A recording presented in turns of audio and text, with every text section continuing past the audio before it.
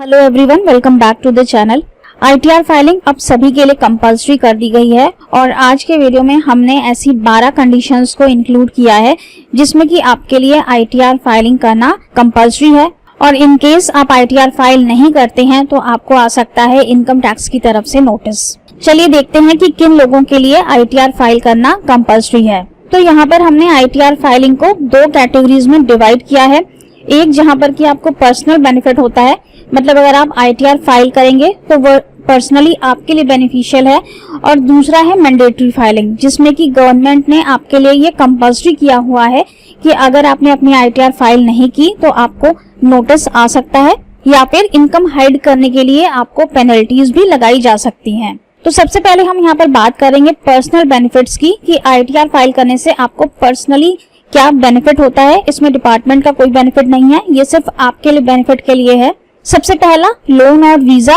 अगर आप वीजा के लिए अप्लाई करना चाहते हैं, आपको एजुकेशन पर्पस से बाहर जाना है या आपको ट्रैवलिंग के लिए बाहर जाना है, तो वीजा के लिए आपको अपने आईटीआर की जरूरत पड़ती है। और अगर आप अपना पिछले 3 साल का आईटीआर नहीं देते हैं तो आपको वीजा बनाने के लिए बहुत ही प्रॉब्लम्स फेस करनी पड़ती हैं।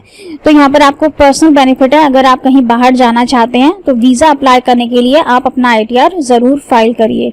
दूसरा है लोन। अगर आप किसी भी तरह का लोन लेना चाहते हैं, जैसे कि होम लोन है, पर्सनल लोन है, कार लोन है, तो उस केस में भी आपसे अपनी पिछले 3 साल की आईटीआर की कॉपीज मांगी जाती हैं। और अगर आप अपनी लास्ट 3 इयर्स की आईटीआर की कॉपीज सबमिट नहीं करते हैं तो आपको काफी प्रॉब्लम्स होती हैं लोन में। इसलिए यहाँ पर भी जरूरी है कि अगर आप लोन लेना चाहते हैं इन फ्यूचर तो आप रेगुलरली एंड कंटिन्यूअसली अपनी इनकम टैक्स रिटर्न्स को जरूर फाइल करिए। दूसरा है टीडीएस रिफंड को क्लेम करना। अगर आपकी इनकम बिलो टैक्सेबल लिमिट है, मतलब कि आपकी इनकम 2.5 लाख रुपए से कम की है और कहीं से भी आपका टीडीएस डिडक्ट हो रहा है, जैसे कि बैंक आपकी इंटरेस्ट इनकम पर टीडीएस काट रहा है, आपकी डिविडेंड इनकम पर टीडीएस कट रहा है, आपकी पोस्ट ऑफिस इनकम पर कोई टीडीएस कट रहा है, लेकिन आपकी जो टोटल इनकम है वो 2.5 लाख रुपए से कम की है, तो आप इनकम टैक्स रिटर्न फाइल करके उस टीडीएस का रिफंड क्लेम कर सकते हैं। बहुत से लोग ये सोचकर अपना इनकम टैक्स रिटर्न फाइल नहीं करते हैं कि उनकी इनकम बिलो टैक्सेबल लिमिट है, जबकि उन्हें पता ही नहीं कि उनका टीडीएस डिडक्ट हो रहा है। तो आपको एक बार अपने इनकम टैक्स पोर्टल पर 26AS को जरूर चेक कर लेना है कि आपका कहीं से कोई टीडीएस तो नहीं कट रहा है। 26AS को कैसे डाउनलोड करते हैं, वीडियो हमने अपलोड किया हुआ है, लिंक आपको नीचे डिस्क्रिप्शन बॉक्स में मिलेगा। आईटीआर फाइलिंग की ड्यू डेट एंड होने से पहले आप एक बार जरूर अपना 26AS चेक कर लीजिएगा कि आपका कहीं से टीडीएस तो नहीं कट रहा है।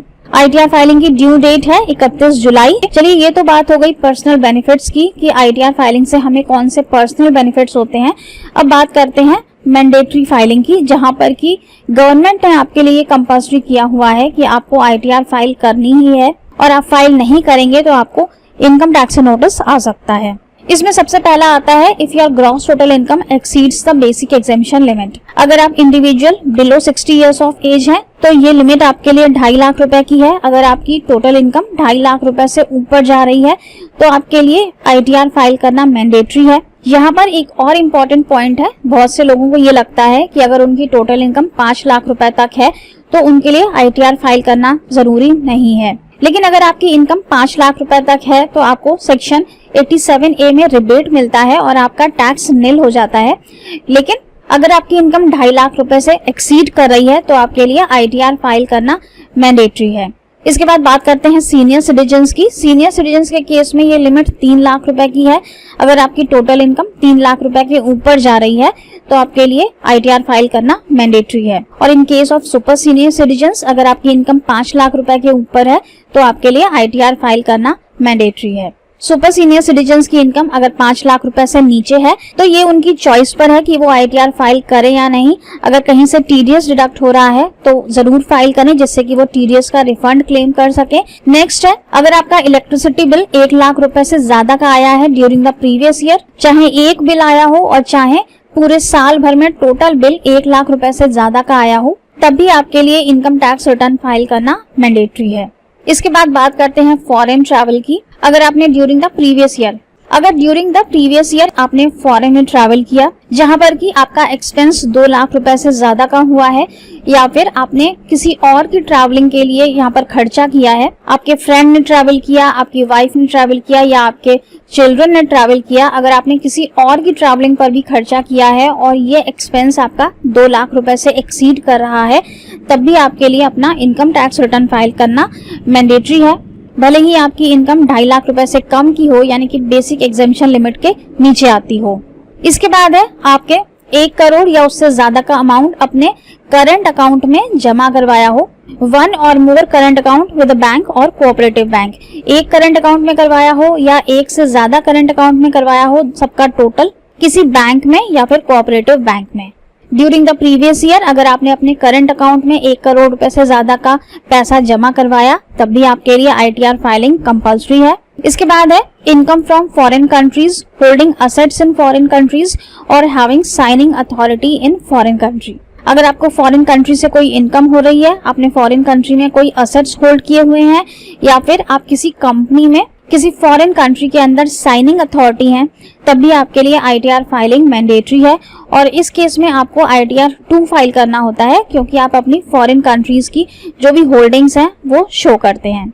यहाँ पर भी अगर आपकी फॉरेन कंट्रीज में कोई इनकम है या आपने असेट्स होल्ड किए हुए हैं, तो आपके लिए ITR फाइलिंग मैंडेटरी है, भले ही आपकी इनकम 2.5 लाख रुपए से कम की हो।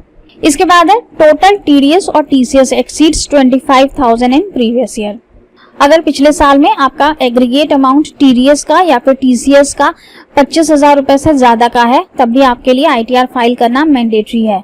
और ये आपको पता कैसे चलेगा? आपको अपना 26AS डाउनलोड करना है और उसमें आपको देखना है कि भले ही आपकी इनकम 2.5 लाख रुपए से कम की हो और आप इनकम टैक्स रिटर्न फाइल ना करते हो, लेकिन एक बार आपको अपने फॉर्म 26AS में ये चेक कर लेना है कि आपका जो टोटल TDS है या अगर आपको TCS मिल रहा है, तो अगर टोटल TCS ये सब 25,000 रुपए से ज्यादा का अगर कट रहा है, तो आपके लिए ITR फाइल करना मैंडेटरी है। मैंडेटरी अगर ना भी हो, तब भी इस केस में आपको ITR जरूर फाइल करना चाहिए, जिससे कि आप इस अमाउंट का रिफंड क्लेम कर सके। इसके बाद है सीनियर सिटीजन्स का केस, जो हमने 6 नंबर पॉइंट में देखा, ये था इंडिविजुअल्स बिलो 60 इयर्स का केस। अब हम बात करते हैं सीनियर सिटीजन्स की। सीनियर सिटीजन्स के केस में अगर टोटल TDS का या फिर TCS का 50,000 रुपए से एक्सीड कर रहा है, तो सीनियर सिटीजन्स के लिए अपनी इनकम टैक्स रिटर्न फाइल करना कंपल्सरी है। इसके बाद बात करते हैं बिजनेस की। बिजनेस करने वालों के लिए कब ITR फाइलिंग मैंडेटरी है? तो अगर आपका टर्नओवर, ग्रॉस रिसीट्स या ग्रॉस सेल्स आपके बिजनेस से 60 लाख रुपए से ज्यादा की हो गई हैं ड्यूरिंग द प्रीवियस ईयर, तो आपके लिए ITR फाइल करना मैंडेटरी है।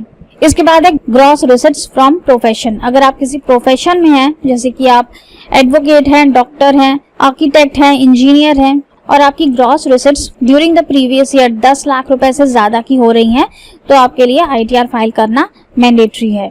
और हमारा लास्ट पॉइंट कि अगर आपने अपने सेविंग बैंक अकाउंट में 50 लाख रुपए से ज्यादा का पैसा जमा कराया ड्यूरिंग द प्रीवियस ईयर, तब भी आपके लिए ITR फाइल करना मैंडेटरी है। चाहे आपने एक सेविंग बैंक में करवाया हो, चाहे आपने एक से ज्यादा सेविंग बैंक में करवाया हो, उन सबका टोटल अगर टोटल मिला के आपने 50 लाख रुपए से ज्यादा का अमाउंट अपने सेविंग बैंक अकाउंट में जमा करवाया, तो आपके लिए ITR फाइलिंग मैंडेटरी है। इसके पहले हमने करंट अकाउंट का केस देखा था कि करंट अकाउंट के केस में यही लिमिट 1 करोड़ रुपए की है, लेकिन सेविंग बैंक के केस में ये लिमिट 50 लाख रुपए की है। तो अगर आप कोई बिजनेस करते हैं और आप बिजनेस का पैसा अपने सेविंग बैंक में लेते हैं, तो आप उस पैसे को सेविंग बैंक में ना लेकर के एक करंट अकाउंट जरूर ओपन करवाएं और अपना बिजनेस का जो पैसा है वो आप करंट अकाउंट में ही लें, तो आपकी लिमिट यहाँ इंक्रीज हो जाएगी और सेविंग बैंक में ज्यादा पैसा रखने के लिए आप इनकम टैक्स से कोई नोटिस भी नहीं आएगा। तो यहाँ पर हमने 12 पॉइंट्स कवर किए हैं, जिसमें कि आपके लिए ITR फाइलिंग मैंडेटरी है। इन 12 पॉइंट्स में से अगर कोई भी पॉइंट आपके केस में एप्लीकेबल हो रहा है, तो आपको ITR जरूर फाइल करनी है, नहीं तो इनकम टैक्स से आपको नोटिस आ जाएगा। So thank you so much for watching this video. I hope कि वीडियो आपके लिए यूजफुल रहा होगा। मिलते हैं नेक्स्ट वीडियो में। Till then stay safe and healthy. Bye bye.